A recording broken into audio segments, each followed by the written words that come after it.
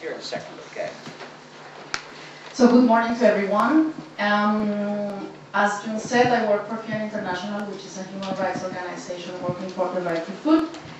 Our position concerning land grabbing is that land grabbing is a violation of human rights because of, not only because of you have many cases of what we would call micro violations of human rights in the cases, for instance, of forced and very violent evictions with lots of consequences on civil rights.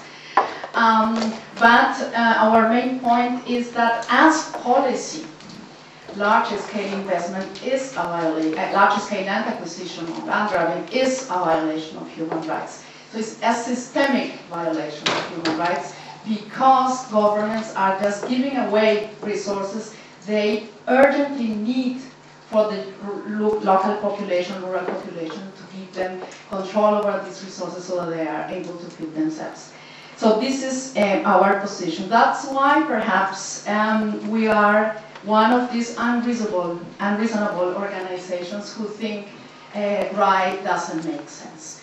It sounds very plausible, very persuasive, but we think right does not make sense because right is part of what you would call the narrative of legitimation of land grabbing. Because right is trying to legitimize something which is absolutely unacceptable from our point of view.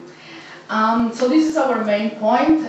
We will also have points, critique in terms of the content of the principles. For instance, well, Olivier talked in his presentation about principle, I think, 2 on food security, and he showed how difficult it will be to have clauses on restricting export of foods because this will be in collision with WTO rules. I would like to illustrate that with principle number 1, which talks about respecting existing rights, land rights. And we think, for instance, what is the existing right of landless people? As you know, legally speaking, I mean in the terms of private law, there is of course no existing rights for landless peoples to right to land. So this is the fundamental problem with large-scale land acquisition, that landless peoples and land-scarce people won't have any chance to get access to land, and this is particularly problematic in Africa because in Africa we have demographic growth. So what about the next generations? Do they have existing rights to land? No. So this is one of our problems with the content of these 7 principles.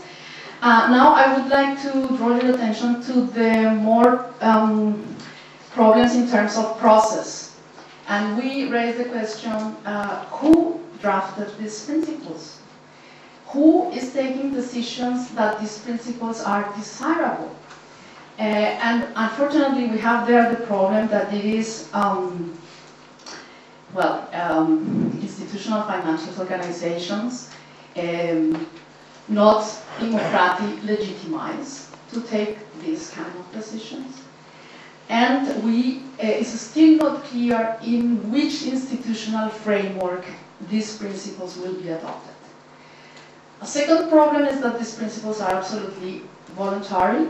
They are part of a regime of corporate social responsibility, and they don't refer at all, for instance, to existing obligations in terms of human rights. This is entirely goodwill, or if you want, an instrument for avoiding reputational risk or harm.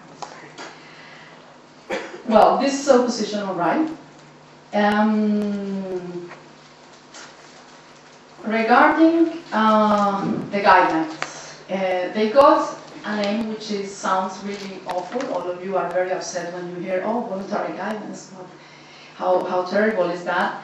But the thing with the guidelines is that they are a different process. This is a process, and I think if you listen to Paul Mathieu's presentation yesterday about the guidelines, the idea of the guidelines is not how to fix the bad impacts of large-scale land acquisition, but the purpose of the guidelines is rather how to protect land users. We think this is very much in line with the core mandate of the UN organization in charge of food and agriculture and combating hunger.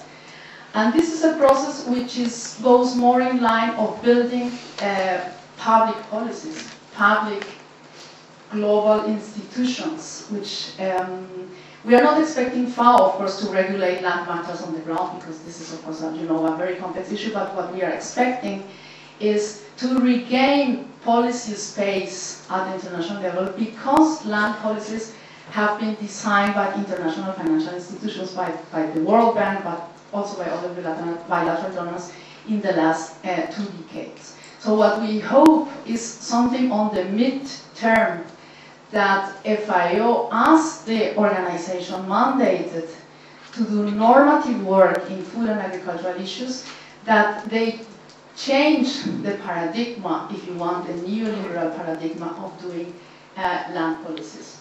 So this is like the long-term goal. That's why we go for that. Now, the guidelines are supposed to be based on international human rights law. We heard that also yesterday. And therefore, we are saying it doesn't make sense that you call them voluntary, because they are based on existing obligations.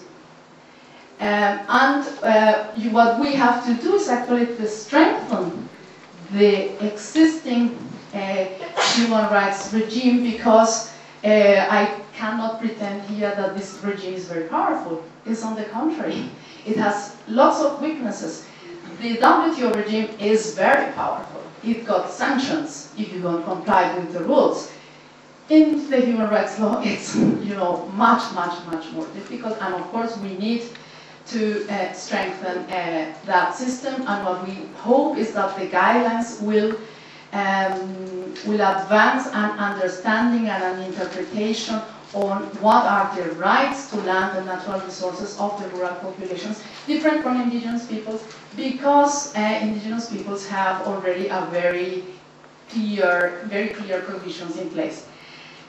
Okay, on the principles of done by Olivier, of course, we agree with them. These are immediately applicable, because as I said, these are existing obligations on human rights.